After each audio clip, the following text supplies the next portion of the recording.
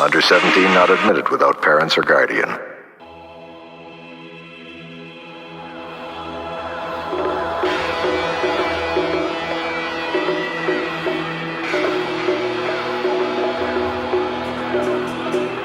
We believe in state-elected power.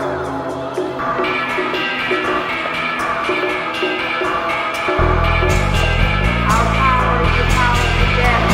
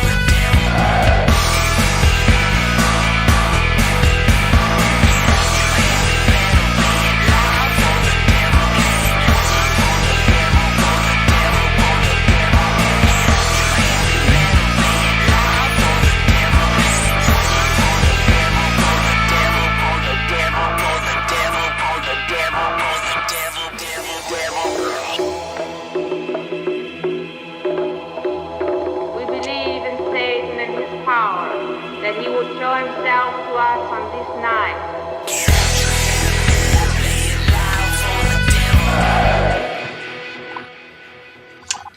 Good evening, fans of fantastic films, and welcome once again to the Drive-In Asylum double feature. And give a special welcome to our guest this evening, Doug Sr.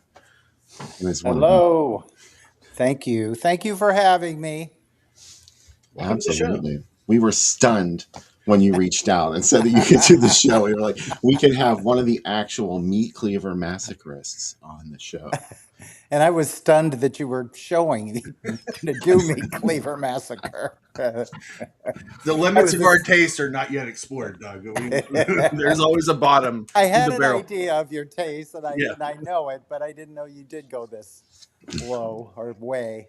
Yeah. I don't consider this a low film. I know a lot of No. people may say that about it. I don't know. But it does have a pretty low rating on IMDb. And, you know, that not that that means anything. I do think there's something special about MEATCLEAVER Massacre and any kind of movie like it. Because we were talking earlier this week, it's amazing that this even got made in the first place. Am I It right? is. It took like 2 years to make it. They kept running out of money and kept calling us back. And it went through a lot of names, you know, MEATCLEAVER Massacre. It ended up being for some reason. And but it took about 2 years for it to, or maybe 3 if you count the Christopher Lee part. Huh. You know, started in 1974. That's when we started it, and then they kept calling it. They kept running out of money. Then they kept calling us back, and it would change kind of feel to it. It started out as a home invasion movie. Then it turned into more of a demonic thing. Then it turned into kind of a. They started adding this black comedy to it, and we had different directors, different all different. You know, every time I went back, it was almost not a new crew, but it was a lot of different people involved in it. It seems very much like a collaboration. It is a It was a collaboration, and the first director was Keith Burns, and he wrote it also. And he was it started out like a Manson type of home invasion thing was what it was supposed to be. But the first few times we did, the first few scenes, they were so dark, it was hard to see it. And now that they have the new copy of it, whatever it is, 4K, whatever they call it, you can actually see now. Yeah. You know, you can actually see it. You can actually see there aren't any meat cleavers. I was going to ask you about that. What about why are there no meat cleavers in MEATCLEAVER Massacre? Well, you know, I forgot my meat cleaver when I went. You know, that was why. You know, they could have put a meat cleaver in if they'd known that it was going to end up being MEATCLEAVER Massacre. Sure. For instance, one of the last scenes that I filmed, I remember I played Dirk Kramer, one of the kids or boys that murdered the family, and I killed him twice. First, I killed him with this knife that he had. He was buttering his bread with it. So Yeah. first I killed him with a butcher knife. And then I think the scene was too dark or something. And then I came back like a year and a half later, or about a year later maybe, and I choked him with a cord instead. So at that time, I could have easily used a meat cleaver. But they didn't know it was going to be called MEATCLEAVER Massacre, I guess. I'm not really sure. I don't know where they got that title. But ironically, that's one of the reasons I think that this movie is even still talked about, if it is even talked about. I think it is. I mean, Yeah. somebody Yeah. saw a market in it. They cleaned it up and put it out on Blu-ray. They did. They did it on, what was it, Shout? Is that Mhm. what it was? Yeah. Shout first, That's and right. then 101 Films did it in England, and that's when I did an interview for it, along with Keith Burns and another actor in it, Paul Kelleher. And we were all shocked that they would even take the time to do it. I mean, this was, not only had we kind of forgotten about it, we had to all go back and watch it again because, kind of forgot what it was, the whole thing. So, So people never ask you about this, like people in your private life, like they never say, "Tell me about Meat Cleaver Massacre." some of them do, but not, Okay. I don't, for the longest time, I didn't talk about it. And then, when I would see people that like these kind of movies, I would mention it. Well, have you ever heard of Meat Cleaver Massacre? And like 90% of them really hadn't, but they all liked the title. And I always said, well, there's no meat cleavers in it, but it's a great title. And I don't even consider it really a slasher movie. Mm-mm. Do you? I mean, it's kind of a revenge movie, revenge supernatural thing, rather than a traditional slasher. Yeah, it's and like you said, it has a little bit of the home invasion stuff in it too, in part. So yeah, it's kind of interesting where it fits in, if it fits into anything, which may be a reason that many people don't haven't been talking about it. Yeah, like I said, yeah, it was home invasion, and then we are picked off one by one, which is a trope of it.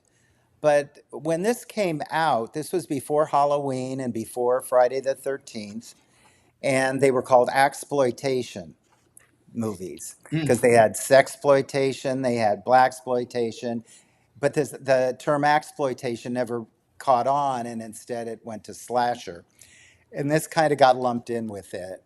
Uh, if it got lumped in with anything.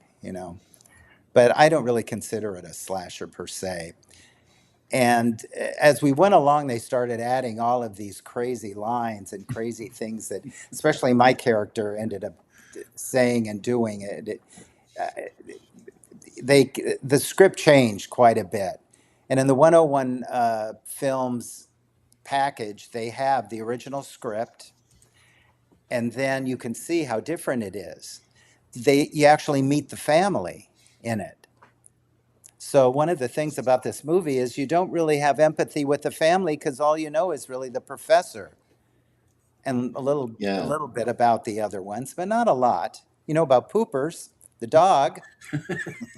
He was a Poor poopers. he was a cute little dog. He was the producer's dog. I forget what his real name was, but he was very, very cute. Poopers was fine in real life. Let's put He that was out. we loved Poopers. I mean, he Whatever. survived the filming of this movie. Well, poor Poopers met his end, and I didn't like that. But they wanted us to be reviled. All of the killers. Mm. So that was their reasoning behind it. Either kill an animal or kill a baby, because that both of those things are like the worst you can do. So Yeah, they that was what it you guys was. were predating Michael Myers, who like that's one of the first things they talk about, how he kills one of the dogs. And that's how we're supposed to not identify with him, because he's inhuman and he could kill a dog. So you guys were ahead of the curve a little bit. Well, yeah, it's all right to kill a family, but kill a Yeah, dog? I Oh no, know. that's a no-no. yeah. Um, And my dog is right here, and he agrees with you. yeah, Reggie I'm says sure he yes. does. I've Yeah, seen your dog. You have a cute dog. thank you. But anyway, I don't know. What do you want to know about this filming? I can tell you all the weapons we had in that. They were all very sharp. This was such a low budget movie. They didn't dull the knives and the there's one part where I don't want to do spoilers, but there's one part where I put a razor to my wrist, to my vein, and I still remember thinking, this is sharp. I can't. And we were Ugh. drinking, they didn't put tea in the liquor. So if you notice, we were all, drinking all the time. It seemed like all our scenes, and that was real liquor. So by the time I got in there to do the slitting of the wrists, I was, I had drank like a quarter of a bottle of whatever it was. It was bourbon of some sort. And I remember putting it to my wrist and saying, "This is sharp." They go, "Yeah, shine it, shine, make sure you shine it up to the light." Okay. I mean, it was very low budget, very low budget. They chased us out of the cemetery that we were in. Nothing was permitted. Yeah, They had no permits on this. So, you know. It didn't look like that kind of production. that's how we like it. I'm not a fan of Mhm. permits. Hit and run. Like, God, don't go through the legal channels. Just go out and shoot. Oh, All not at the, all. all the No cool legal. people shot like that. Ed Wood, John Waters. Yeah. Ed Wood, who worked on this film, apparently. Well, Ed Wood, this is what my story on Ed Wood is. About a week or so after the initial filming of it, Keith Burns, who also wrote it, he was the director. He was suddenly gone, Mm. and I don't know what exactly happened, but he was gone. And there were quite a few people in this behind the scenes. All these guys standing around and doing whatever. I was a novice actor. I didn't know any, exactly. I was just trying to keep afloat. So all of them, instead of assigning a director, all of these people started, "We'll do this, hold the knife this way and go over here," and all these different people. We had all these different people.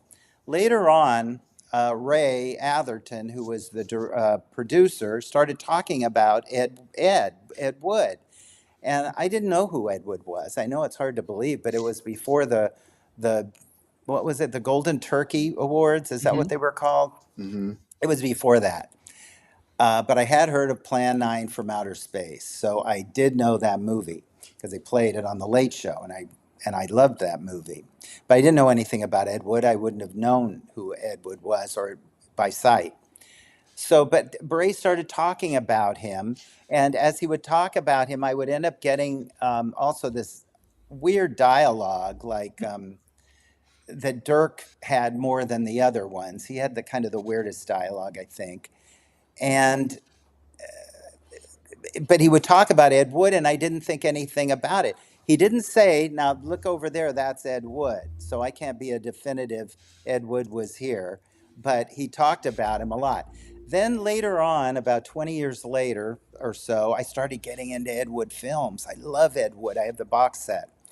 And then I saw on the internet that Ed Wood had worked on MEATCLEAVER Massacre, and I go, "That's right. Bray used to talk about Ed Wood."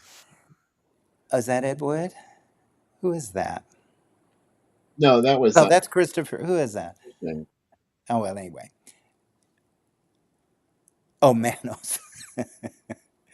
Anyway, so I emailed Roy, what's his name? Roy, he was the cameraman.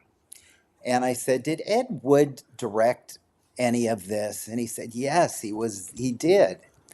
And I said, "Did he direct the scene where I'm doing the suicide bit?" And he said, "No, that was Gordon Trueblood,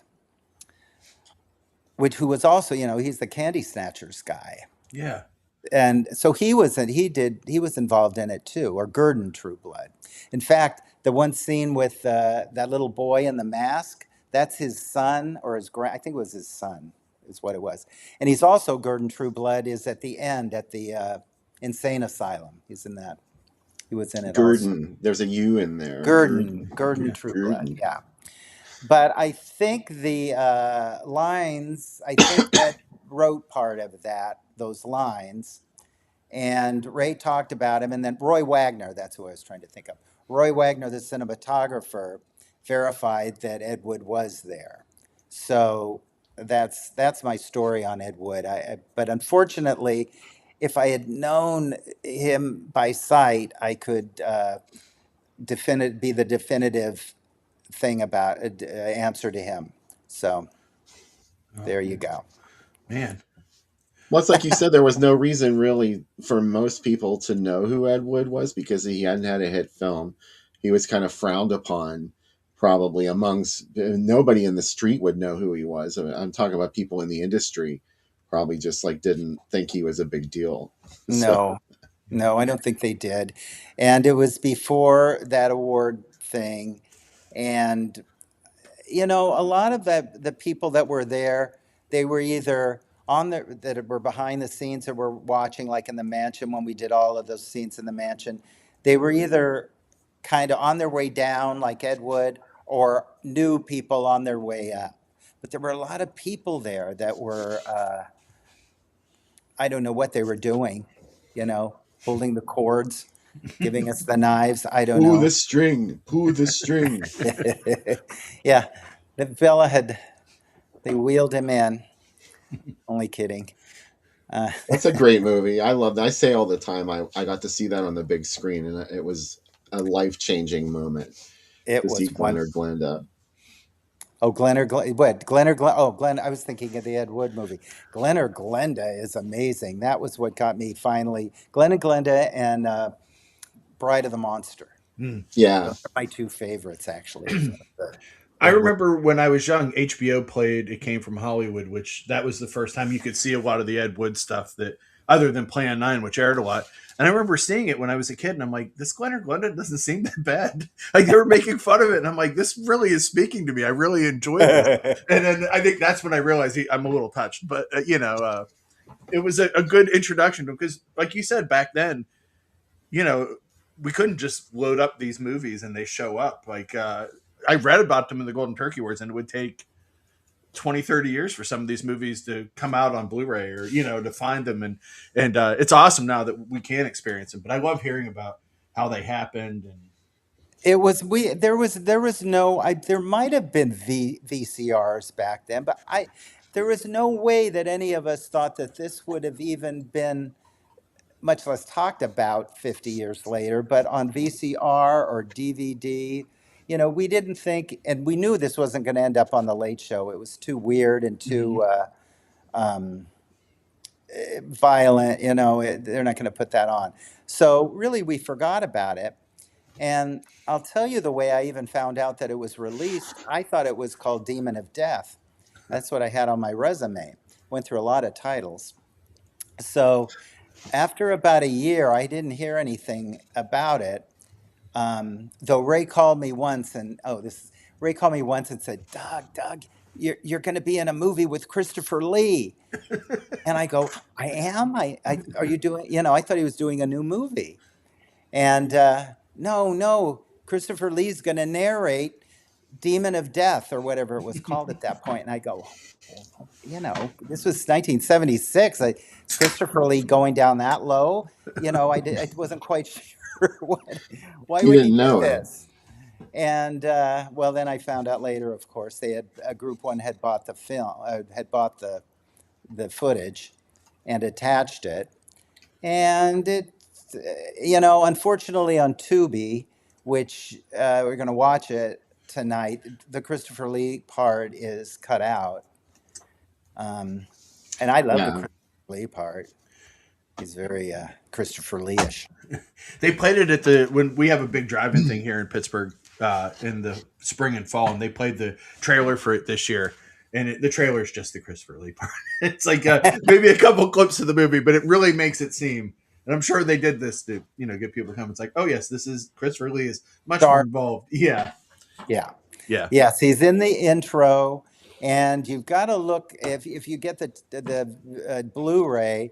It's after the credits, so a lot of people miss the outro because they think, okay, the credits, nothing's going to happen after it. But then he comes back and starts doing another 5 minutes of his shtick. Oh wow. So, He invented the post-credits cameo that Marvel does now all the time in their movies. Christopher Lee was ahead of everybody again. by accident. Yeah. Sure.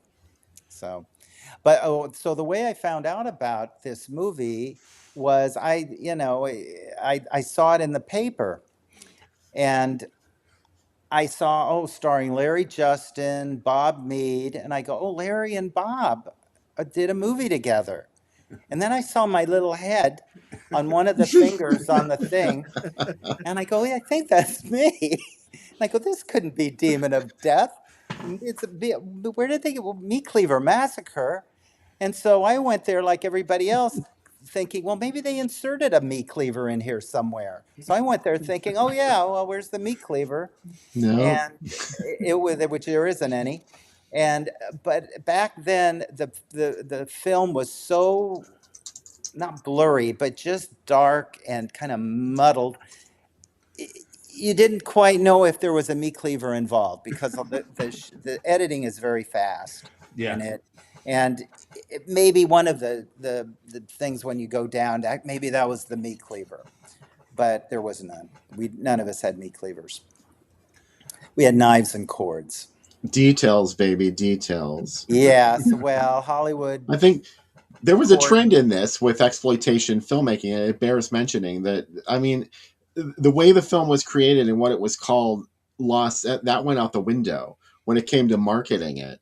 And Yes. sometimes, like I always quote this as an example. I Dismember Mama, which was actually a character drama thriller called Poor Albert Little Annie. And it was, maybe not the most serious film in the world, but a little more serious than I Dismember Mama implies.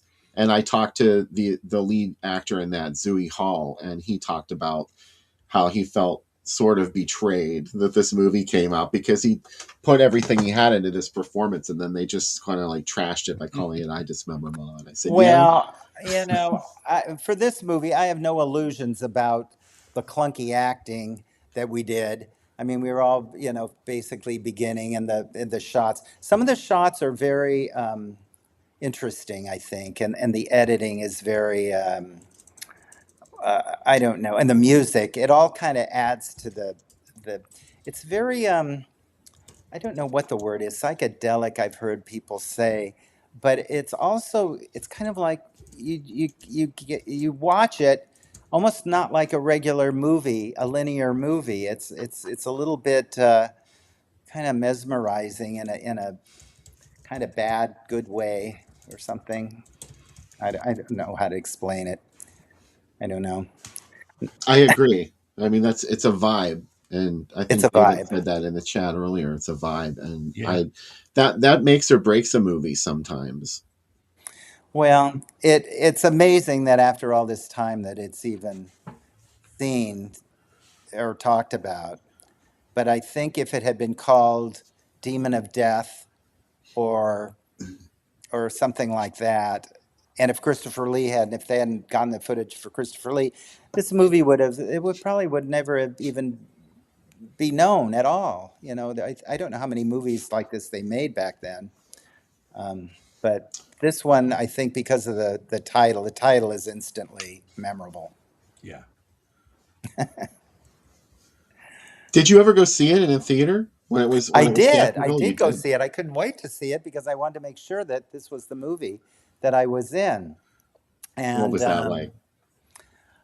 it was. I don't remember. This was so long ago. I just remember seeing. I just remember seeing the whole thing real big. I had seen a screening of it or parts of it when it was like a year. Not all the scenes were in it, so I kind of had seen some of my scenes. Um, I don't know what I thought of it. I didn't think it was too bad. I saw it later on the disc, and I was just amazed how good it looked as far as how clear it was. But if people saw it at a drive-in, they weren't quite paying attention to the movie all the time, so you No. could kind of get by with a lot of stuff. Oh, I missed the meat cleaver. It must have been in the previous scene where I Yes, was yes, not looking yes. at the screen. Yeah, so one eye on the screen and one eye somewhere else. I just looked at my review of this before I started the show, and I wrote that I watched it 5 beers into 6 beers, and that's probably the right way to watch this movie. It works really well with other ingredients, like this one that I just started. I should say, if you're watching the movie, whatever you're drinking, make it a double. Yeah.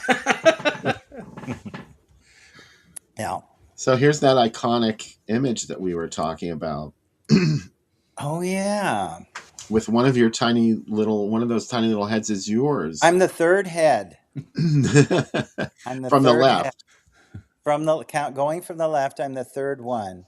Those are I think the one to my right though looks like Jim Habib, who was the professor.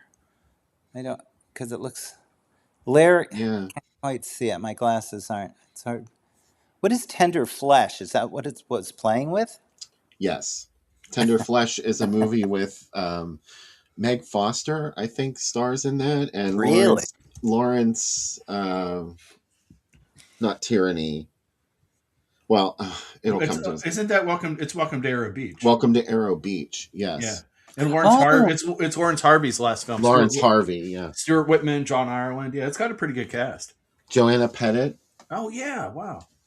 I bet they were thrilled to have it renamed Tender Flesh.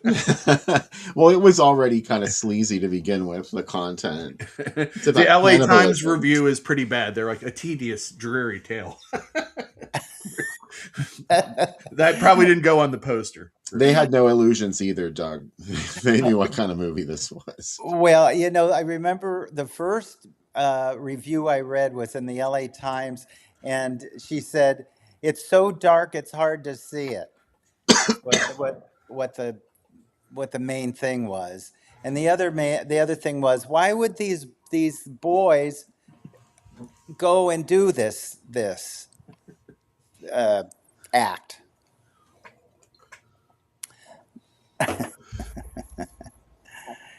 So it didn't get good reviews in the beginning. Well, it didn't get good reviews ever, except for Sam. Except from us. Yeah. Yeah, except for us. We're generally on the good side of it. Every once in a while, somebody kind of gets into the vibe of it, and yeah. One of my favorite scenes in it is, and if those that watch it, it was the scene in the sex parlor. Oh, I love that part. Oh my gosh! They added that, of course, because they needed some flesh and some tender flesh in it, and it was this district on Santa Monica Boulevard, not far from where I lived, actually. Mm. And it had all of those clubs, all of like Club 69 and the Oral Institute, and all of those funny names. Oh man, on it. And that's where they did that scene right there. Now, MEATCLEAVER Massacre, I can't believe that it played as long as it did. That's when there were triple features, and it always kind of was on the bottom of a triple feature after a while. This is from Pittsburgh, this ad. Oh. This was from 77, which was when the majority of the country saw it. It did come out at the very end of 76. We'll see some ads for that in this gallery as well. Yeah. With Dr. Tarr's Torture Dungeon. Oh. By one of Sam's favorite directors and mine. Yes. Who is that? Juan Lopez Moctezuma. Yeah. Yeah. It's very special, but very weird. A very special one. Well, I'm glad that this one played with it then. Yeah. I love that Wizards was playing at the drive-in bill at some places. Looking on the I left. see that, yeah. Yeah, and the Mighty Ralph King. Bakshi. Yeah, and King Kong. I saw King Kong the first time in drive-in, so... I saw King Kong. I took my little nephew to see King Kong when it came out. Yeah. I remember we saw it with Kingdom of the Spiders. Oh, wow. And Kingdom of the Spiders was first. Love and it. He loved Kingdom of the Spiders. And that's a good movie for kids, yeah. And I don't like spiders, so I didn't like it very much. And then by the time King Kong came on, he had fallen asleep. So I was watching King Kong. I loved King Kong, but I had to keep waking him up, going, "Look! There's the ape." I will tell you that 4 or 5-year-old Sam was probably never so hyper as he was for King Kong coming out. Like, it was the marketing blitz and stuff for it was out of control, and I probably drove my poor parents crazy. I just like that's all I wanted to talk about. Today we would call that autism, but back then we just got really excited about King Kong. This is one of those early ads. This was from the original press book for MEATCLEAVER Massacre. That's amazing. That's what year is that? 76. It's from December of 76. Where is Evansville? Is that I'm not Indiana, sure. maybe? Yes, it Okay. is. This is from Indiana. Wow. What is that 20? What is that $25? Well, it couldn't be 25. Is that 35 cents to see it? I don't know. 9:35 was the start Oh, time nine of the Oh, film. But thirty-five was the yeah. time. Oh, Raw of Meat course. was on at 8, which is a great Yes. movie by Gary Sherman. Yeah. A That's a good meat double. I double. like that double feature, Bill. It's That's a good Yeah. great. one. I think Yeah. it's perfect. Yeah. It's the meat feature of the year. Yeah. Yeah. It's I don't know whose hand that is. Oh, there it is again. Hmm. With Shout at the Devil. Oh, Oh. wow. That was a double feature with a Lee Marvin and Roger Moore movie? No, that was on the other screen. Oh, Oh. I should hope. Well, you were still with Raw Meat, Oh, we're Doug, okay. on Where we screen where we 2. belong. Thank you. Scorchy was playing with Shot at the Devil though, which is not in the Yeah. same. Oh, that's Maybe. Connie Stevens, isn't Yeah. it? Hmm. Yes. I love that movie. So Killing it. yeah. Connie Stevens Oh, killing it. yeah. Oh, yeah. I would never think of putting Lee Marvin and Roger Moore together. So now I've never seen Shot at the Devil. So now I've just added that to my list. No. Shout at the devil. I've heard this Yeah. song. Yeah. I only know the Motley Crue song. I don't know the movie based on it. So yeah. That's one of the only Motley Crue songs I like. Let's Yeah. go over here. What am I Oh. doing here? Meat Oh. Cleaver Massacre has to be on here somewhere. Let's Oh, look. Roller Boogie. Okay. Oh yeah. Well, it's probably over at the 99-cent one over here somewhere. No, I think this was just an error. Oh, okay. Oh, It did. Sam went It did away. play 99-cent theaters because one of the times I saw it in a 99-cent theater. Yeah, I don't know how this ended up in the wrong. I'm going to have to fire my interns. Unfortunately, it's me. Here's a rare example of it screening as Hollywood Meat Cleaver Massacre. That is rare. Wow, you come up with them. This was another early this was in 76. So they didn't have a press book for it yet, but this was the version with Christopher Lee. No, it wasn't, because they don't mention him in there, and they sure would. Yeah, they would. I think Christopher Lee got added after they took the Hollywood part off. Okay. So they were just trying things out here. Like I said, this was the only place I could find here at the Calvert Drive-In. And of course, I'm not going to be able to quote where this is from. In Calvert, USA. Yeah. A beautiful place. You should go there. Yeah, yeah. Was Oh, this another error, or is Meat Cleaver Massacre on here somewhere? No, I pulled that out of my ass. Dragon Slayer. Yeah. Savage Weekend, blah, blah, blah. I don't know what I did here. Here we go. Oh, Maniac. This is a stunner. This floored me when I saw it. I just Gardena. That's out here. PG. PG. So, this could have been, I think what this really was, Sam, it's the Oliver Reed film.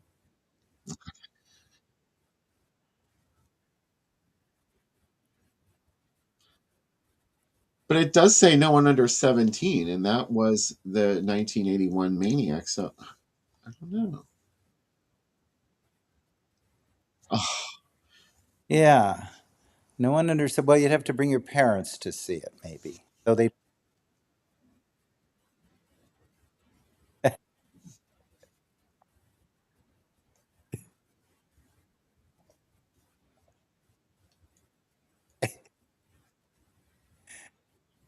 okay. I confirm that is the 1981 Maniac. But somehow the PG rating got pasted on the side of it, which is like, Oh, oh. It's like, hey, Mom, it's a PG. true. It can't be that bad. Let me go see it. Oh my God, that would scar kids for life. Here's a fascinating 5-film lineup. Last Night of the Living Dead. Oh, oh, Hmm. Mansion of the Doomed. It played with Mansion of the Doomed a lot. I did. Who is in that? Is it Richard Basehart and who's the Gloria Graham? Is that who? Gloria Graham. Yeah. I'm a huge Gloria Graham horror career fan.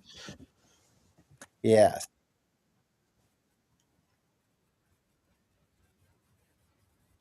Hmm. Yeah, Part. Last House on the Left Part 2 was just a shill title that these distributors used. Like sometimes you would get Mario Bava's Bay of Blood, and another time it would be Night Train Murders. So you never really, there was no Last House on the Left Part 2. That's just a fake title. It's so weird what went on at that point. Yeah.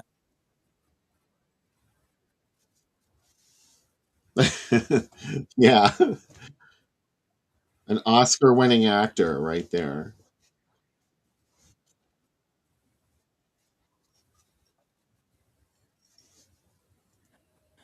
Oh yeah. Is it Jack Palance or Jack Palance? Which way do you say it? I say But it both. I'm not sure which is the right way. Yeah, I don't know either.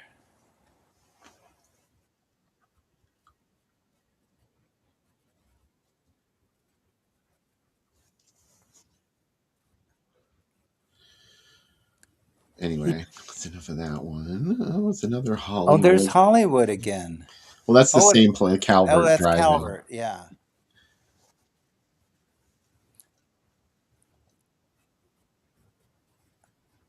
No, definitely not. Dr. You know Tars is horrifying. which one? Dr. Tars It's Torture horrifying. Dungeon. You,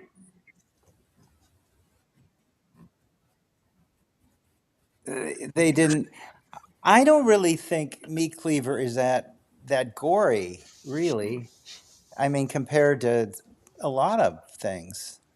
Um,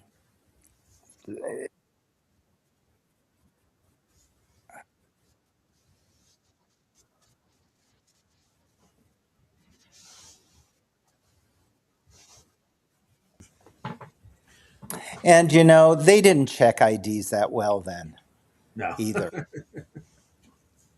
I remember seeing kids, a lot of under 17, a lot of them, and they weren't with their parents in these kind of movies. Oh, look at this hat. Here's Make, another great double. Yeah. Well, Mansion of the Doomed. We already talked about that one. oh yeah. Now, Making Out, was that at a different? That was the same theater. Yeah, it must have been a twin screen. Oh, oh, I see. Yeah, Making Out.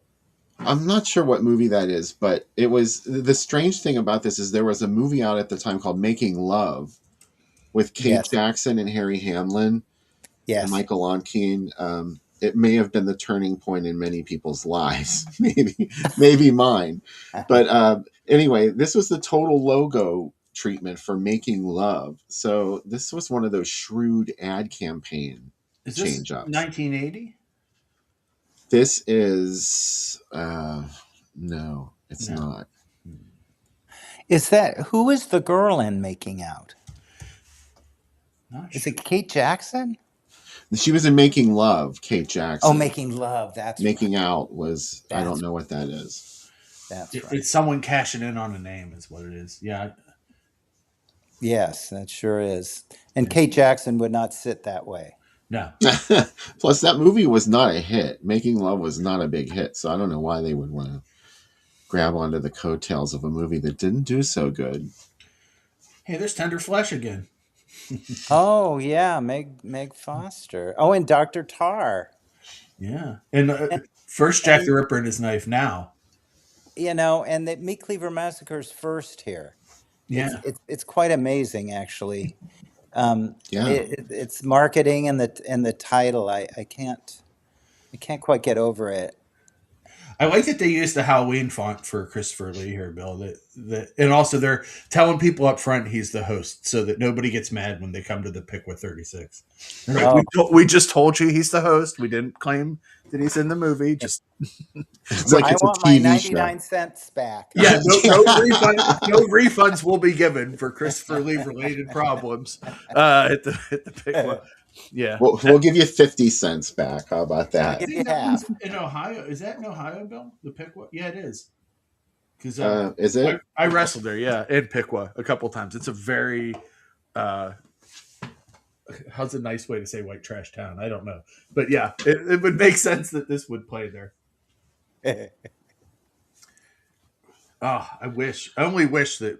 Can you imagine a world that I know we lived in that world, but today to say, hey, tonight Bill and I are just going to drive and see Meat Cleaver Massacre in public like that. God, In we didn't know how public. good we had it. Now we're just like all isolated in our basements watching it. And they were 99 cents. I Yeah, mean, I went right. to a lot of 99-cent movies, and a lot of mainstream movies Mm-hmm. ended up in the 99-cent movie. So you could see like Chinatown, Five Easy Pieces, Yeah. and another one, all for 99 cents. If you waited long enough, they'd get there. We used to have a dollar theater in the North Hills, and it was amazing because, like, if you waited a good 6 months, you'd get to see stuff. And I remember some of my friends, because we were in college at the time, like, well, I'll just wait for that movie till it gets to the dollar show. Uh, but and also, that dollar show got movies that didn't play anywhere else. But that's where I saw Two Evil Eyes, and that's the only place I think in Pittsburgh it played was at the Dollar Theater. Yeah, I did not get a big opening in Pittsburgh, which No. it should have. Mm-hmm. If nowhere else, it If should have nowhere been else, here. yeah. Well, back then, what did a lot of these? How did they distribute these that weren't from a big studio? Did they go around? Like, did Group One go around and pitch these, or I don't even know how. I didn't realize that Meat Cleaver Massacre played all these places. Basically, Mm-hmm. you know. I'm not sure how that would have worked, to be honest. They probably did not have that many prints initially. Like I'm talking about the early screenings and maybe the one that said had the Hollywood at the beginning of the title. But then after Group One got it and added Christopher Lee to it, you know, they probably ran off a couple more prints to ship out Well, there. yeah, I met Brandon Chase once. He was the head of Group One, and Uh-huh. he knew exactly what he was doing. And he would buy these movies, and I remember Ray telling me this was one of the latter times when we had to go back and film some more. And he said, "Well, Group One has bought it, and they want more scenes." So I think Group One financed. I don't know if they usually I think they just bought the film outright, but in Meat Cleaver Massacre they actually worked on it as far as adding scenes and then adding the Christopher Lee scene. And of course, as far as how they got the title Hollywood Meat Cleaver Massacre, that came in. It had to have come in with Group One because it wasn't called that Mm-hmm. until Group One had it. So they either had the title under wraps and looking for a movie to pin it to, or something. But it's really Group One who decided. He's a very good marketer, Brandon Chase. Amazing. There's also like a tendency. Hollywood's a good almost adjective to throw into titles. Do you know what I mean? Like Hollywood Hot Tubs is a great title. Without Yeah. the Hollywood in it, it's not as good of a title. It suggests a certain level of seaminess and sleaze that's gonna happen within the film that otherwise may not exist. Well, and Hollywood Chainsaw Hookers. Mm-hmm. There's that one. Yeah. So there's about and anytime you think of it, it's like, oh, okay, we're getting into it. This is, you know. Well, I feel that Hollywood Meat Cleaver Massacre is sleazy. It's not specifically gory, Yeah. but there is an amount of sleaze and oh, I don't know, degeneracy about it or something or other. Yeah. I don't know what It has an edge. Yeah. It's a It good has an thing. It's not a bad thing. It's the feeling I always wanted as a kid, like when my parents would take me to a bar to eat dinner, And I'm like, I want to be around a bar. Do you know what I mean? And my parents were like, no, we're just eating here. And I'm like, I want to be in this place all the time as I a want to be in kid. the Yeah. seedy. I want to be in the seedy place and and it's like, well, this is the only place to get fish in my hometown. So, it's a little different, but like, that's why I love these movies. It's like that ambience of that feeling and like that scuzziness. Like, I love it. Like, it's a warm blanket feeling to me. There was a theater in Hollywood. It was called the World Theater. It was 99-cent theater. It wasn't a porno theater. It was. It would play like Meat Cleaver Massacre and these kind of movies, and your feet really would, your shoes really would stick to the floor. Wow. They really. It was very grindhousey. Oh, So of course they didn't use that word then. no. We had a dollar theater up. It was dollar on Wednesdays, and it was very old and beaten up. And that was in my teens. I would haunt that place where it was like I'm paying for one movie, and I'm not coming home until like until it's dark, and just seeing as many films as I can and getting my head around them. There was something very adventurous about these things. Going and Yeah, seeing these almost forbidden yeah, things. Yeah, I think that definitely has lessened over time. yeah, There's more of an acceptance of movies like this now, whereas before you couldn't get anybody to call this a legitimate type of film. You know what I'm trying to say? It was just like looked down on. So Oh yeah. yeah, that has changed. Maybe that's not such a great thing because the more forbidden something is, the more you want it. yeah. And That's true. And especially when you're young, if you're in your teens and you want a little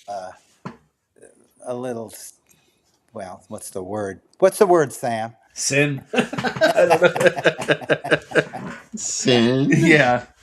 I don't. I always like dreamed of like I said as a kid. Like I was like there's a drive-in here, Doug, called the Dependable. We show the ads a lot for it, and all they showed was adult in the 70s and 80s. And I dreamed of getting to go there as a kid. I didn't even know what kind of movies they were playing. I just knew that whenever I brought it up to my mom, she would get very upset. So one time there was a movie called Maneater playing there. And I'm like, is this the same as the Hall and Oates song? And she just like knocked the newspaper out of my hand. She's like, you're never going to the Dependable today.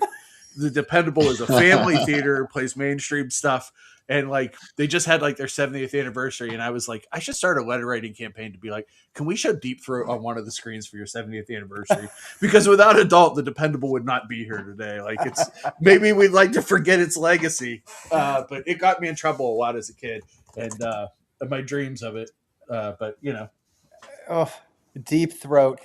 Deep Throat played at that Pussycat Theater. They have a image of the Pussycat Theater at the part, and Deep Throat played there for I would say 3 years oh straight. wow, And it had lines, and it wasn't lines of kids. It was lines of the Beverly Hills people. It was everybody wanted to see that movie. yeah. It was a cultural thing to see that movie, and it Like was. Johnny Carson talked about it on the show and talked about going to see it. Like it was like there's a really weird era of that like 2 or 3 years of porno chic where it was like very close to being mainstreamed and then they moved on to the next trend. But I'm fascinated by that era because like you have that in 72, 73, and by 1980 everything's more majority and Reagan, and it's like how did we make this gigantic shift in our consciousness and the satanic panic and all the other stuff. I think a lot of the cities had like that section of town Yeah. where the movie theaters were, and it was a seedy area.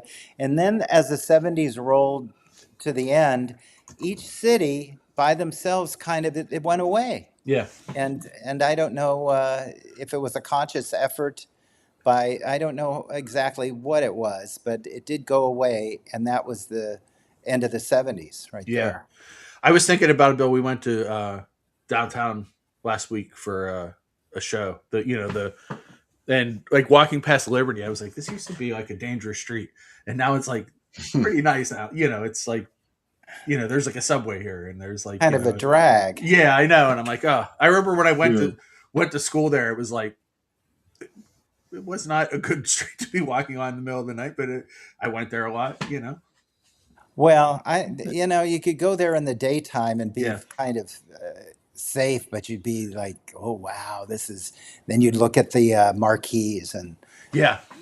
Hmm. I still do that though. Like I love looking at anytime a movie is on in New York and they go through 42nd Street, like Yep. seeing those marquees that are crazy. It's like, God, that was a real thing at one point. That isn't like decorated for the film.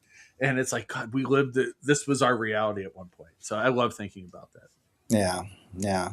Well, it all then you guys are really in the generation of the videotape Yeah. VCR Yeah. generation. Yeah, both of Yeah. us. Sam more so than me though, Yeah. because I didn't get a VCR till I was 15. Hmm. So how old were you, Sam? I think it was like 11 or 12. And I know that I went to my, I feel bad for the video store clerks in my hometown because I was like, like I didn't have any friends to talk about this. And I'm like, when I'd rent something, I'm like, is this any good? And I'd want to talk to them about it. And they were just like, I don't really watch movies. And I'm like, God. So I had no one to, before the internet, we didn't have anyone to connect to about this. I didn't know that anyone else cared about Italian weird movies. And, I just watched them and loaded them up in my brain for later use. But yeah, I was there every day. So it was, Doug, how For has later the use. I yeah. wanted to ask you, Doug, how has the film going experience changed for you, like over the course of your life, like from when you were young to now, like actually going to a cinema and seeing a movie? Like, can you talk about how that's changed? Well, also it had to do with when you're in your 20s, you go out a lot more and you see movies.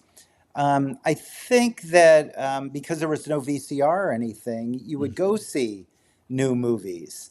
And when the Academy Awards would come on, you knew like maybe you'd seen 75% of them. And there was no other outlet. They didn't get on TV. They'd get on maybe the NBC Monday Night Movie, maybe 5 years later, depending. Mm-hmm. And so you had a window of opportunity to see these movies. And then as the VCR came in, it changed at that point. And as far as going out to see movies, I think, and then I was older. Then I got older. I didn't go as many times, and there were no triple features anymore, and it got more expensive. And a lot of times it was just the one feature. And then the drive-ins stopped being existing, and so Yeah. that changed it too. And movies like this one, they kind of became straight to video stuff, I Mm-hmm. guess. And so the whole thing changed, and then it became, I mean, now it's superhero, and that's been around. Star Wars and Star Trek kind of put the trajectory to that. And adults over 40, I don't know if they go to see a lot of movies Mm-hmm. anymore. Yeah. I don't. No, I would say I go to the outside of like movies that are, repertory, coming back into a theater that I want to see. I think new movies I might go 3 or 4 times a year. And it's Yeah. versus like when I was 16 through 21, like I went every weekend, Oh, no matter what was playing, you know what I mean? And it was like, we'll find, I don't know if anyone will have that experience again of just going to the movies and saying, "Oh, what's playing? Let's pick something." And no. and that was a cool time to be alive. I think. Out here in LA, I'm in the desert now, but I grew up in LA or my adult life. Now they have the Quentin Tarantino has his movie theater, and there's the Vista Theater. So there's a lot of these theaters that have the these movies that are kind of cultish Mm-hmm. or something that have gained a following. And those kind of movies have become events because people will like maybe the director might be there and talk Yeah. about it or one of the actors or something like that. So that phenomenon, especially in LA, has caught on, and Tarantino has a lot to do with it, I Yeah. think.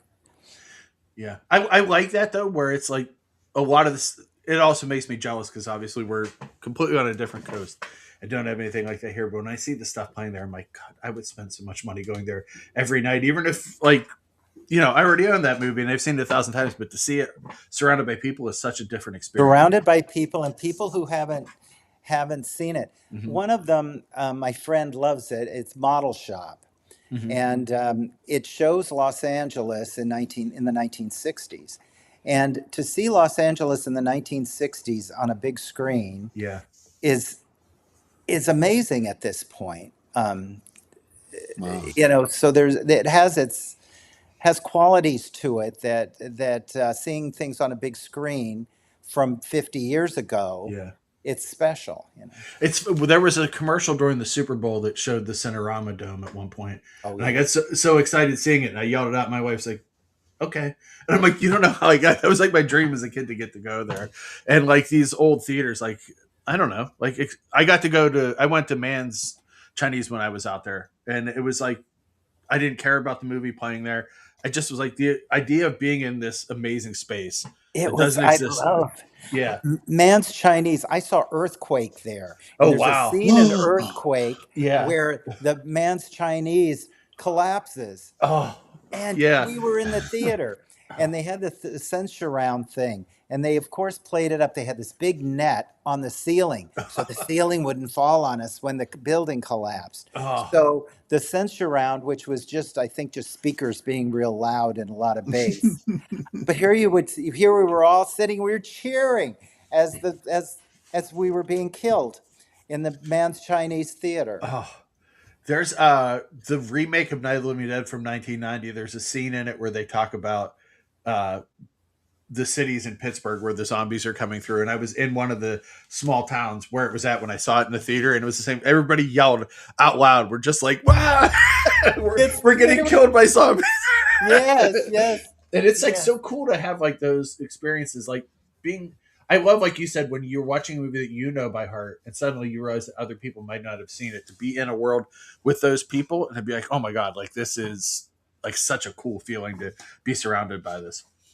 And being as old as I am, I can kind of tell people what it was also. I have a kind of a firsthand experience of the 60s and 70s. So, I can kind of add to the, what it was like or what it was about. Yeah.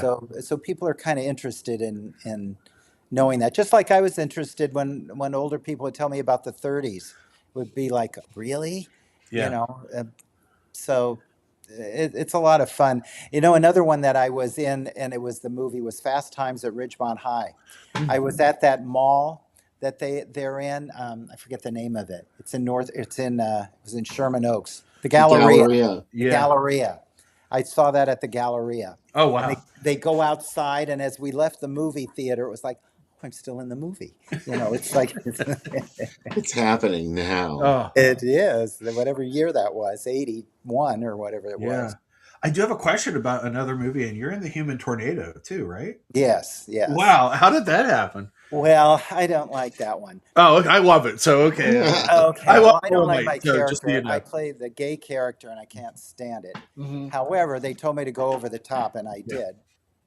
And as far as Rudy Ray Moore goes, I liked him very much. He's not like Dolomite. Yeah. He was, anyway, at the point that I saw him, he was very quiet. He's kind of a quiet guy. Yeah. And when I first went to make that movie, it was only a day shoot, and they didn't want me to meet Rudy right away. But the director came over to me and said, okay, Doug, you're the gay guy, and you're gonna get carjacked. I didn't even have the script. All I knew was I was gonna play the gay guy, so they told me to dress gay. So I did. So you're the gay guy, and Rudy's gonna come in. I don't get scared for real, but he's gonna pop his gun, cock his gun, and go, motherfucker, you blah, blah, whatever that is. And I go, okay. And so when we did it, I was driving somebody's car, and most of these things are one shot. You got one shot at it. Yeah. They don't want you to do two. But it took me 3 times to back the car up. It was a fairly busy street, actually. Of course, no permits. So you'd back up the car, and I'd have to screech the brakes. So it took me 3 times to do it and hit my mark where the guy comes down, and then I do my line. And so so I knew Rudy was coming, and he sure did. Motherfucker, you're gonna take me to California, whatever that was. Well, I used to know the line. And then after that, he's like, "Oh, Doug, how you doing?" You know, he was very nice. He was very, very nice, really gentle, almost man. Oh And wow. but once he would get into that Dolomite Yeah. character, oh my gosh, he's like an alter ego. Yeah. It's astounding of those films though that like he kind of like created them for himself. Do you know what I mean? Like no studio was going to come to him to make those movies for No, whether good or bad. And he kind of beat the system. I love that I bought my Dolomite box set at a Walmart, which is so weird because these movies are so cheap.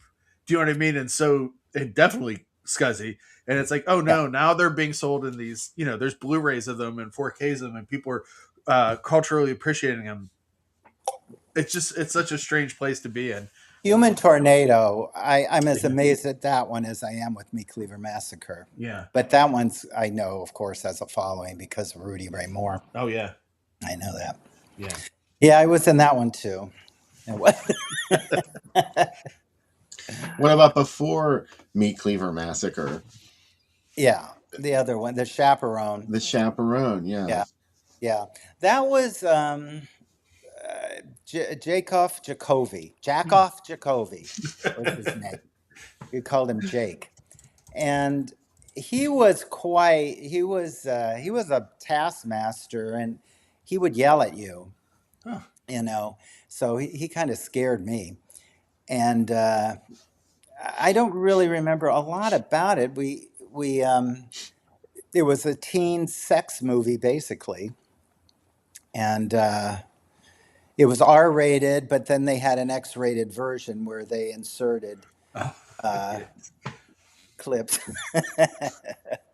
Well, I mean, that's mostly what Jacoby did. I mean, he's the rest of his credits are almost all adult is Jordan Alexander. Yeah, Jordan Alexander, and his wife worked on it, Svetlana. Oh wow, okay, yeah. I forget what her last name is. She was real nice. I liked her. Jake scared me. He would yell, "No, you didn't get that."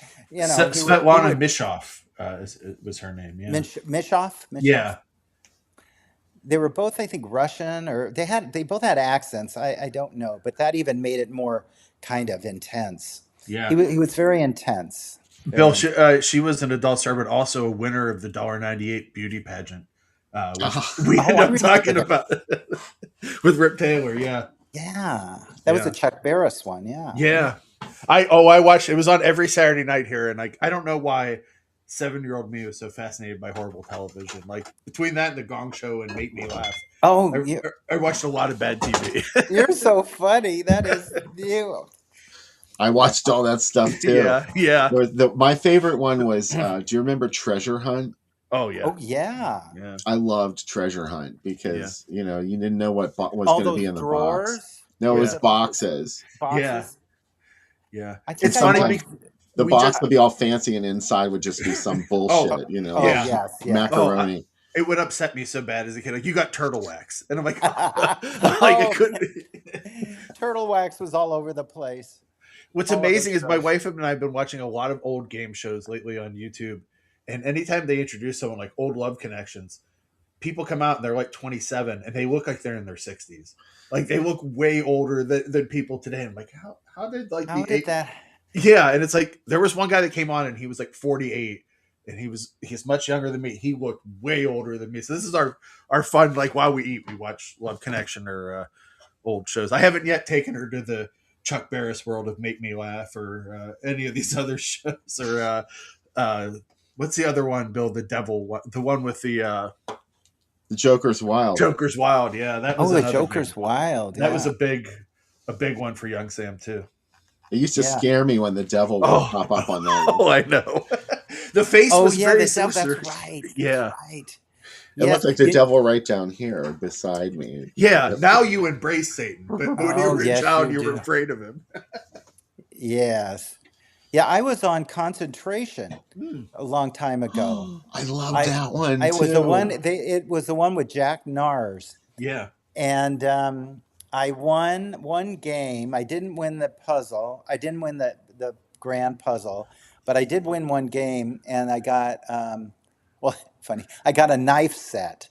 knife with a cutting board and everything. Oh, And I wow. got luggage Big old and meat cleaver. 2 or 3 other things. Yeah, my meat cleaver.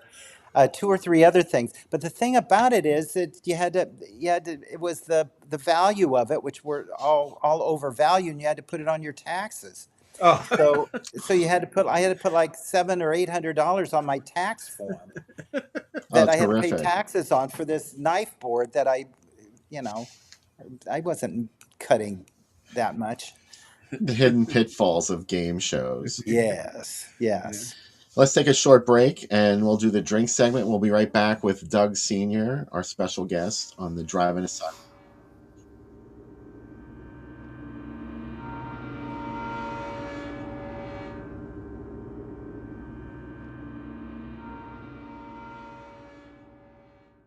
It's love at first sight when Mr. Showmanship throws a glittering party to win your heart. Don't miss Liberace, a Valentine special, Saturday at 10, 9 Central and Mountain. This is CBS. Beautiful, Miss Morrow. I wish someone would send me flowers. Special delivery. Introducing the newest Beautiful Ones bra with a corsage design from Playtex Cross Your Hearts. Sleek and lacy, corsage applique, even the package is beautiful. I recommend you wear the bra, and it lifts and separates for a better figure. Better figure?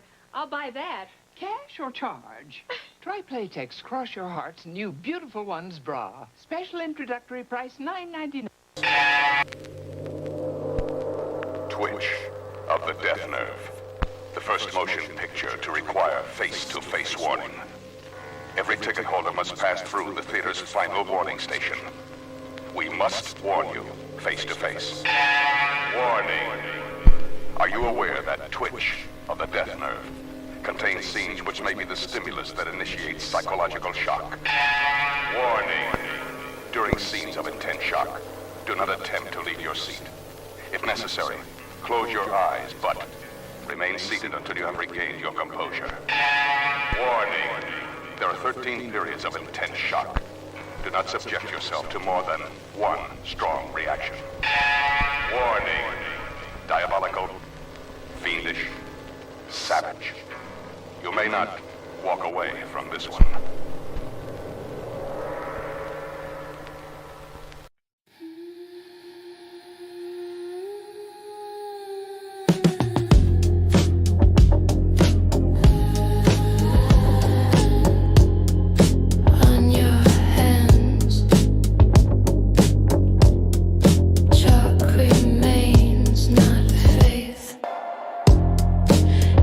Blackboard, 3 extra chairs, coffee cups that no one drinks anymore, photos on the fridge, cut in half, their backpacks hanging, still watching you close the books, burn the syllabus, with the pages flying like ashes in the room. Dance on the floor, I call your name in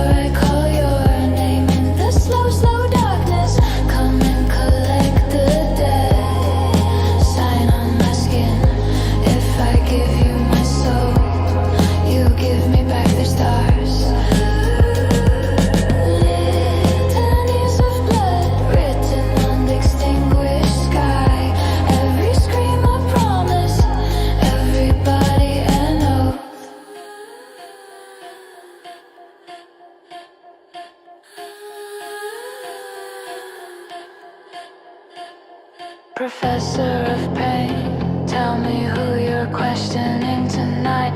Page by page, I open these doors for you. Make me run behind those who laughed at the funeral. One by one, you will make them dance until the red covers the sea. Litanies of blood dance on the floor. I call your name in the slow, slow darkness. Come in to take on the dead. Sign upon my skin. If I give you my soul, you give me back the stars. Litanies of blood, and you laugh under the wind. Now we are the sentence. Now we are the betrayal.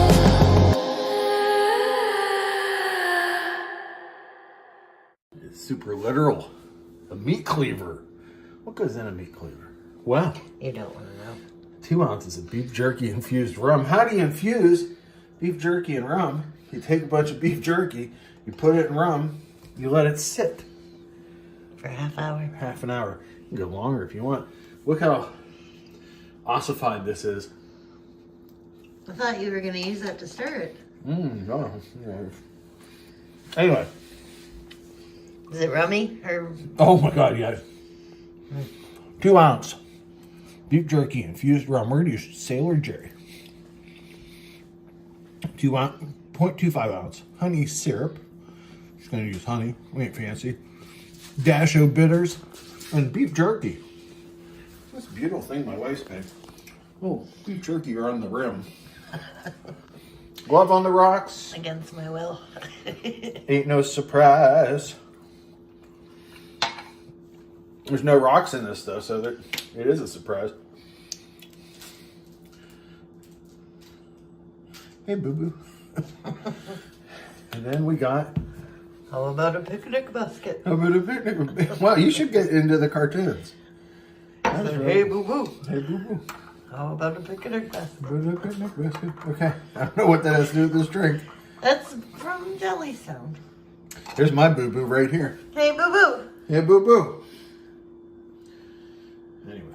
He smells beef jerky. He does, and he smells Sailor Jerry original rum, 92 proof. Get it at your wine and spirits. See, we're trying to get sponsored. It'll never happen if you keep putting beef jerky in drinks. I think they're really happy that I put beef jerky in a drink. You'll sooner be sponsored by Slim Jim, I feel then. Jack Links. Jack Link hashtag. What's that other one? Tag Jack Link. What? Pemmican. No, it had that guy on it. Oh, the muscular bull. No, that was Mingwa. Mingwa. No, there's another one like the old trapper. Little Daddies. The old trapper. Oh no, the one that was the little sausages you used to buy. Yeah, with that guy on it in a baseball hat. Can't remember. Anyways. Norman Osborn's special goo. Anyway, I'll edit that part out. Here we go. Beefy.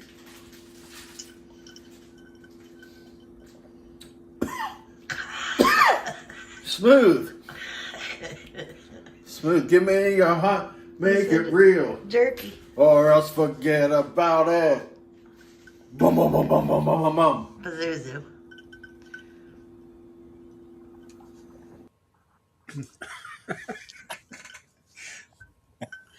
Now that I'm sober.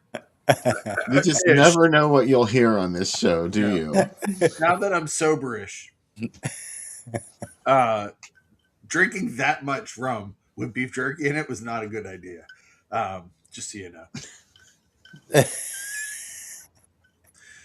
It's good. Smooth, as I always say, very smooth. So, cough, cough. Pazuzu, and cheers to our special guest, Doug Sr., for being on the program tonight. Thank you very much.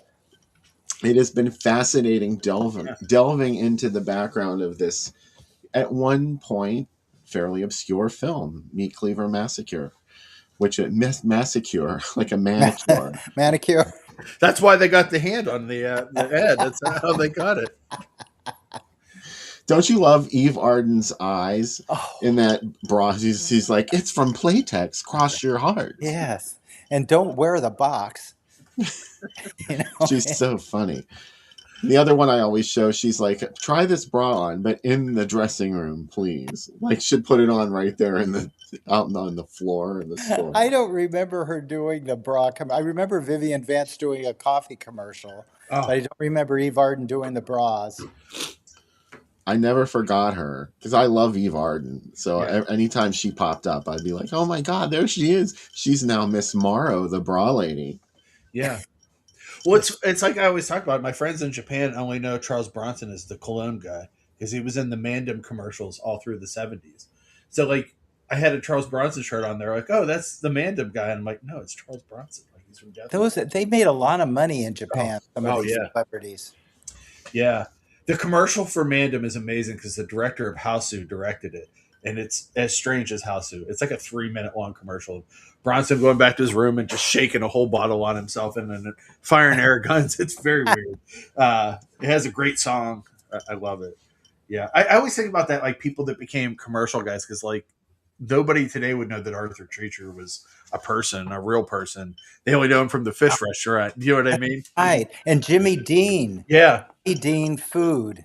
Yeah. Or his breakfast foods are in every grocery store. And he had a show on in the 60s, and he was a country singer, country western singer. Yeah. It's just weird because, like, but at that point, like, a lot of people had their own, like, Minnie Pearl had a chicken restaurant, and, like, a lot of other stars did. And Kenny Rogers did at one point, too. Oh, that's right. Yeah. Dinah Shore did, too. She had chicken. Yeah. Speaking of Kenny Rogers Roasters, because it's in a Seinfeld episode, you're in 2 episodes of Seinfeld, too, right? I'm in several. I was an extra. The 2 that are on IMDb are the ones where I didn't have lines, but I had a part. Mm-hmm. I was one of the carpet cleaners in one of them, and the other one I got to throw out water and almost hit Julia Louis-Dreyfus. I did that twice. I was so worried I was going to throw it on her. That was a great. Those 4. Well, Kramer was weird. Kramer was interesting to watch work. Oh, he would do this whole routine. He would come on the set, and as the extras, we just sit there at our place, and we just watch him feel everything. And he was such a tactile actor. It's very interesting. He was a little standoffish. The other 3 were very nice, especially George and Jerry. Wow. Yeah, I like that one. What other roles have you been in that we might know? I saw you have also on your IMDb, you have some voiceover work too for Batman Beyond. You did Mr. Freeze on that. It was a fan-based one, and it wasn't a voiceover. It was live action. Oh wow, that's awesome. And it was a small part. I was in 2 episodes, very small part, but I played Mr. Freeze. Or Victor Freeze. Yeah. Yeah, that's awesome.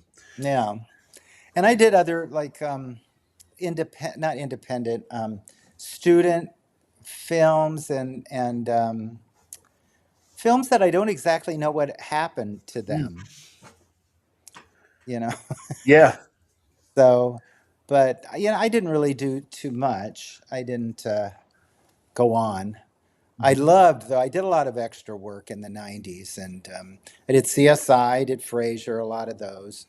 Frasier, not Frasier, I like that one though. Seinfeld was my favorite one. They had great food on the set.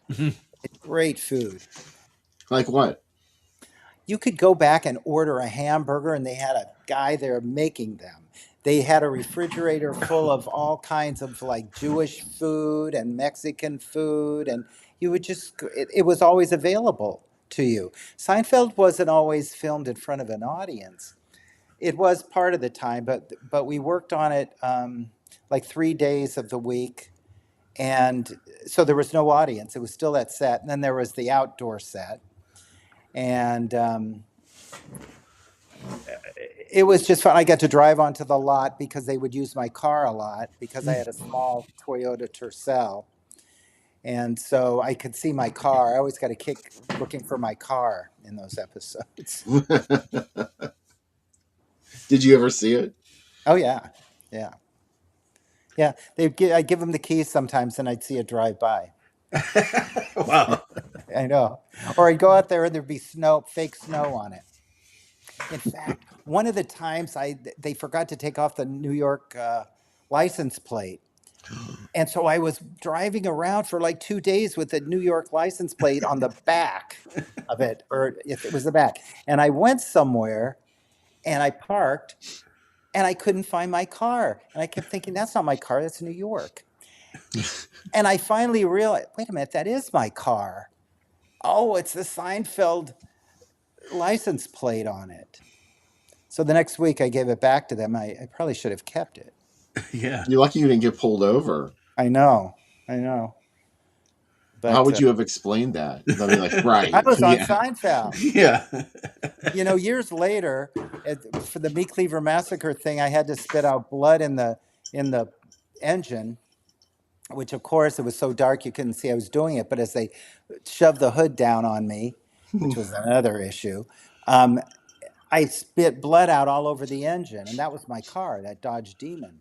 And so those were the days when they would look under the hood in the gas stations, and I got some really weird looks when they would open the car hood, and there'd be all this blood in it. Like, what are you?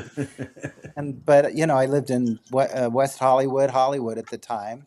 I said, well, I was in a horror movie. Oh, okay. So was my car.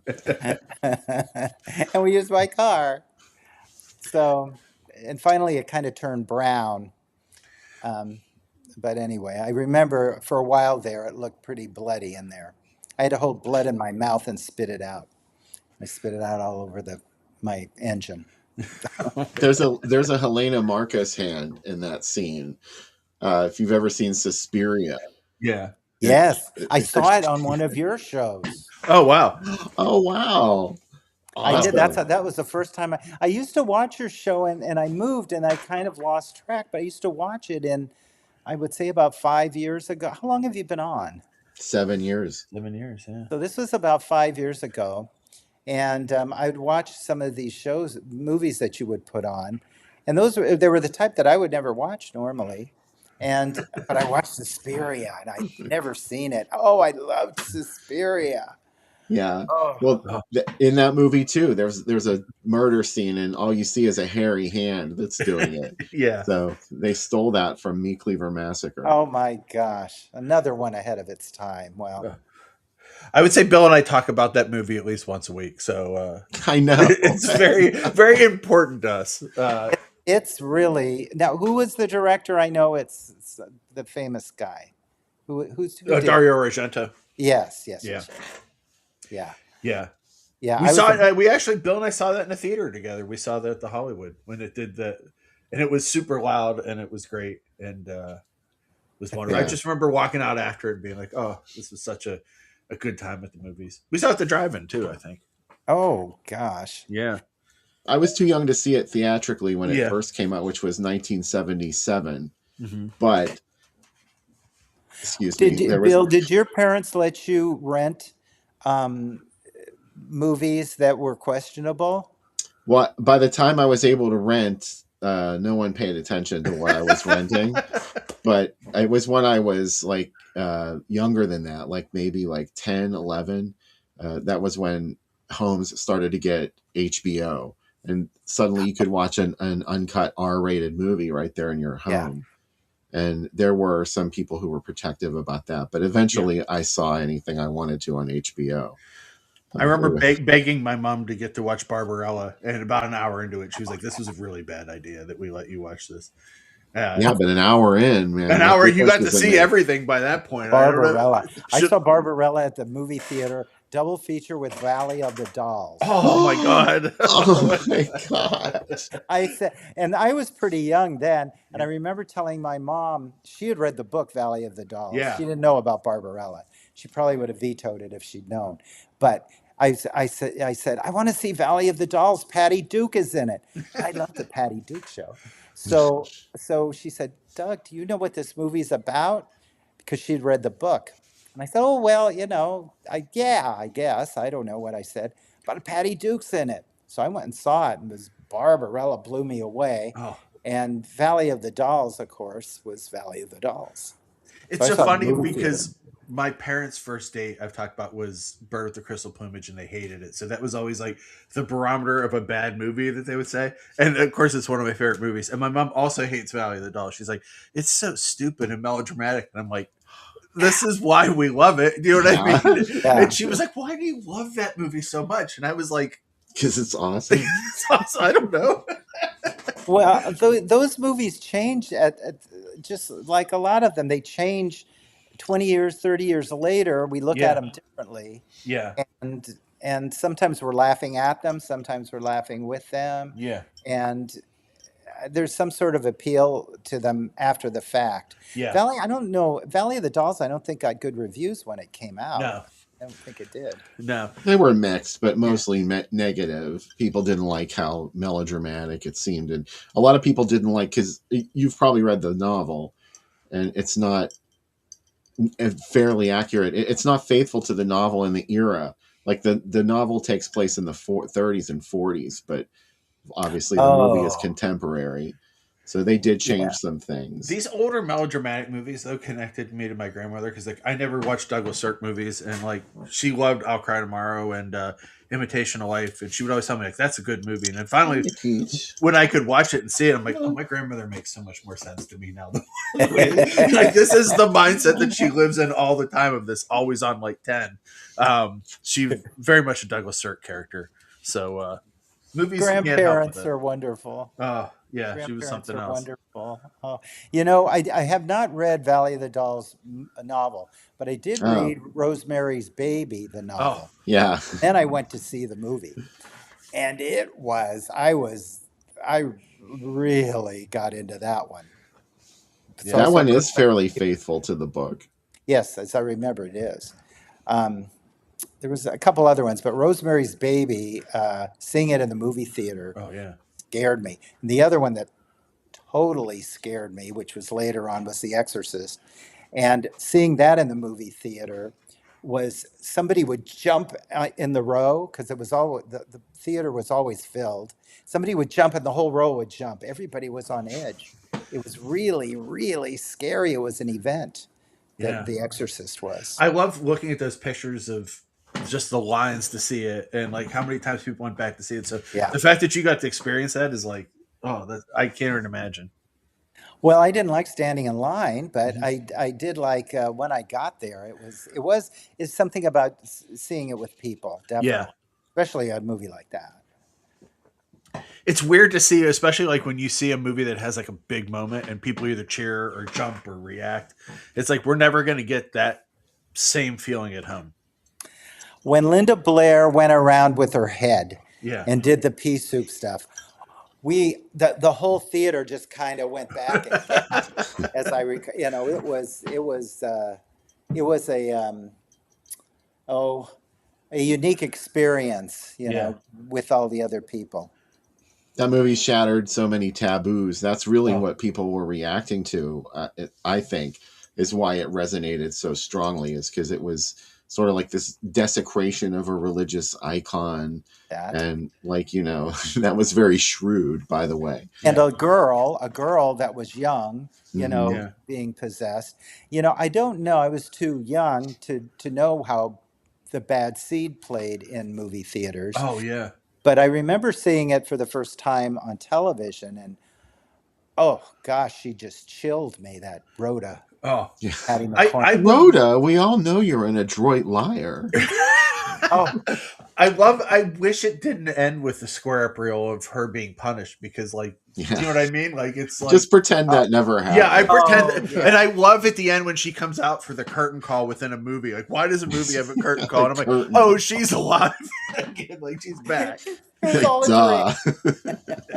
And that's why I love it so much. Like that happens, but I feel John Waters talked about it a lot in his books. Like, she is the hero of that movie to me. Like, I love her in that movie. Like, I know everybody else is an idiot. Like, she knows what she has to do.